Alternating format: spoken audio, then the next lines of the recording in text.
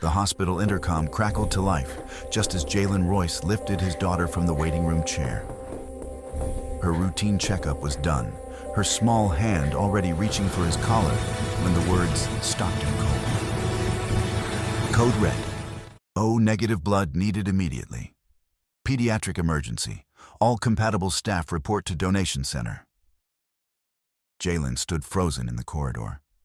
His 6-year-old daughter Nia pressed against his chest. O-negative. The rarest blood type. His blood type.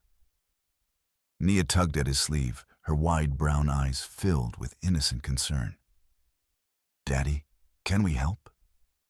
Before he could answer, the donation center doors burst open, and there she stood, Celeste Drayton, CEO of Drayton Industries, the woman who had shattered his dignity just hours ago.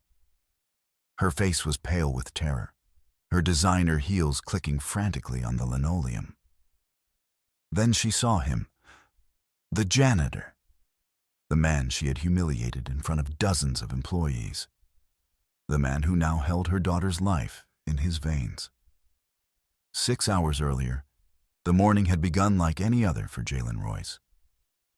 His alarm rang at 4:30, the same time it had rung for the past 3 years. He moved quietly through the small apartment, careful not to wake Nia, who slept curled around her stuffed elephant. The coffee maker gurgled as he pulled on his work uniform, navy blue pants, a matching shirt with his name stitched above the pocket. At 34, Jalen had learned that pride was a luxury he could not always afford. He had a degree in mechanical engineering from Ohio State, had once designed components for aerospace systems, had once worn suits and attended meetings where people called him Sir. That life ended 3 years ago, along with everything else he had built. His wife Amara's medical bills had consumed their savings first, then their house, then their future. When she finally lost her battle with cancer, Jalen was left with a mountain of debt and a 3-year-old daughter who still asked when Mommy was coming home. He took the first job he could find. Drayton Industries needed janitors for their corporate headquarters in Columbus. The pay was modest but steady, the hours early enough that he could pick Nia up from daycare by 3 warshiks. He mopped floors in the same building where engineers discussed designs he could have improved in his sleep. He never complained. He simply worked, because Nia needed him to work. The main lobby of Drayton Industries gleamed with marble floors and floor-to-ceiling windows. Jalen arrived at 5:30 to begin his shift, his cleaning cart loaded with supplies. The lobby required special attention on Thursdays.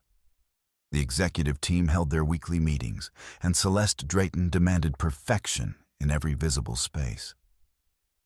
By 7:15, he was nearly finished, his cart positioned near the elevator bank while he buffed the last section of marble. He did not see Celeste Drayton approaching. He only heard her voice, sharp and cold as January ice. "What is this?" Jalen looked up to find the CEO standing 3 feet away. Her designer suit was immaculate, her black hair pulled back in a severe bun. She was gesturing at his cleaning cart, which partially blocked the path to the executive elevator. "I'm sorry, ma'am. I'll move it right away." He reached for the cart, but Celeste was already speaking again, her voice carrying across the lobby where a dozen early arrivals had stopped to watch. "If this is the standard we hire now, maybe that's why everything keeps falling apart. Look at this equipment scattered everywhere, blocking executive access, creating hazards." She turned to the security guard. "Who supervises the cleaning staff? I want a report on my desk by noon." Jalen pulled his cart aside. "I apologize for the inconvenience. It won't happen again." Celeste looked at him then, really looked at him for the first time. Her gaze swept over his uniform, his calloused hands, the gray threading through his dark hair. Whatever she saw made her lip curl slightly. See that it doesn't. She walked past him without another word, her heels clicking a rhythm of dismissal on the marble he had spent an hour perfecting. The lobby remained silent. Jalen felt the weight of every stare. He finished his work with steady hands and pushed his cart toward the service corridor. Behind him, he heard someone whisper, "Poor guy. She didn't have to do that." He kept walking. In 3 hours, he would clock out and pick up Nia. He would take her to her doctor's appointment. Celeste Drayton's words would fade like all the other wounds he carried. The pediatric clinic at St. Vincent's Hospital was always busy on Thursday afternoons. Jalen signed Nia in at 2:45 and found seats in the crowded waiting room. Nia was 6 now, small for her age but fierce in spirit. She had her mother's brown eyes and her father's stubborn chin, and she faced her monthly checkups with quiet courage. The appointments were routine, monitoring the mild heart murmur detected at birth, ensuring it had not worsened. So far, Nia had been lucky. The murmur remained stable. They were passing the emergency entrance when the commotion began. A gurney burst through the double doors, surrounded by paramedics shouting instructions. Jalen pressed Nia against the wall to let them pass. A small form on the stretcher. Oxygen mask over a pale face. Monitors beeping warnings. Female, age 7. One paramedic called out. Acute abdominal hemorrhage. Vitals dropping. Mother en route. The gurney disappeared around the corner. Daddy? Nia's voice was small. Is that little girl okay?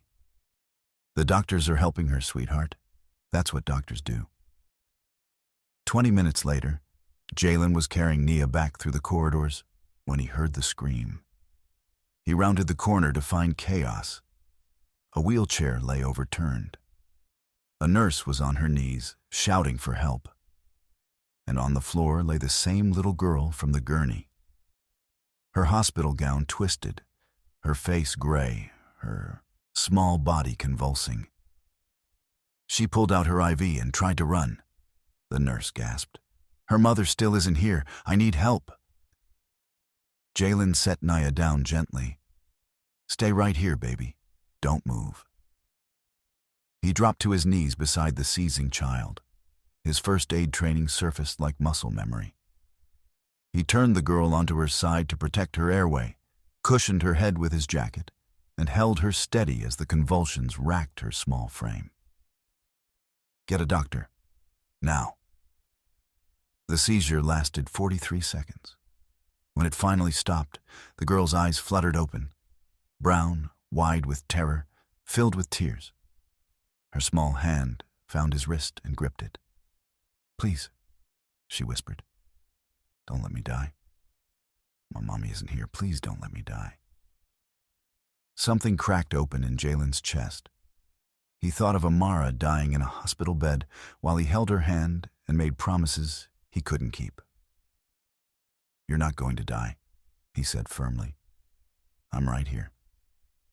The medical team arrived seconds later, lifting the girl onto a fresh gurney.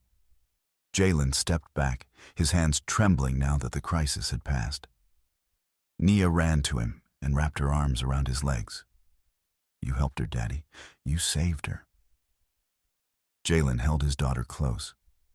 Somewhere in the distance, he heard a woman's voice, high and frantic, demanding to know where her daughter was. We're completely out of O negative, the blood bank coordinator said, her voice tight with panic. She was speaking to Dr. Keene, the pediatric surgeon. The regional blood center can get us 2 units, but they won't arrive for at least 4 hours. Dr. Keene's face was grim. She doesn't have 4 hours. She's lost too much blood. We need a transfusion within the hour, or we're going to lose her. Jalen was still in the hospital. Nia's checkup had been completed, her heart murmur unchanged. But they had been delayed by the chaos. Now they sat in the main lobby when the intercom crackled to life. Code red. O negative blood needed immediately. Pediatric emergency. Nia looked at him with Amara's eyes. That's your blood, isn't it, Daddy? The special